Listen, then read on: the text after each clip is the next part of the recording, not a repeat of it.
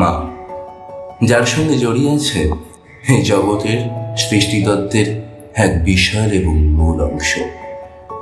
মানুষ সহ বিভিন্ন জীব, বদ্ধপ্রাণ, মুক্তপ্রাণ, যাদের তাত্ত্বিক শরীরে প্রাণ শক্তি বর্তমান, তাদের সবার সঙ্গেই মা শব্দটি বিভিন্ন রূপে, বিভিন্ন নামে এবং বিভিন্ন কালে সমানভাবে গুরুত্বপূর্ণ হয়ে রয়েছে। কীট, পতঙ্গ, পোকা, মানুষ, কুকুর, গরু, মাতৃত্ব সর্বত্রই একই প্রভাব বিস্তার করে চলেছে। একজন নারী, তিনি সমাজের যেই প্রান্তেরই হন, যেই স্তরেরই হন, গর্ভধারণ মাত্রই তিনি মা।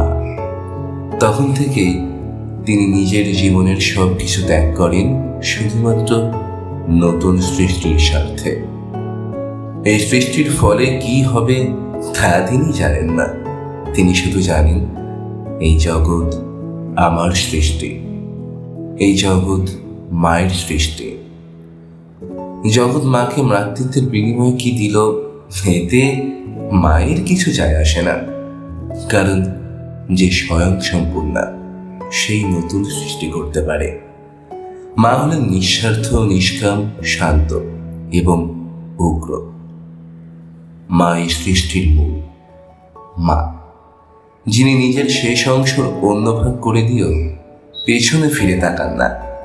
জাতি, ধর্ম, বর্ণ নির্বিশেষে মা হলেন ঐশ্বরিক, তিনি মহিয়ান।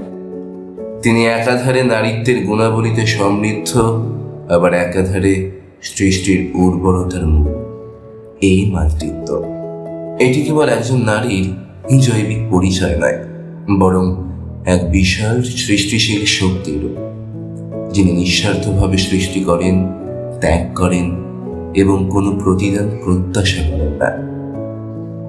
মাতৃত্বহীন নারী হতে পারেন, কিন্তু নারীহীন মাতৃত্ব হয় না।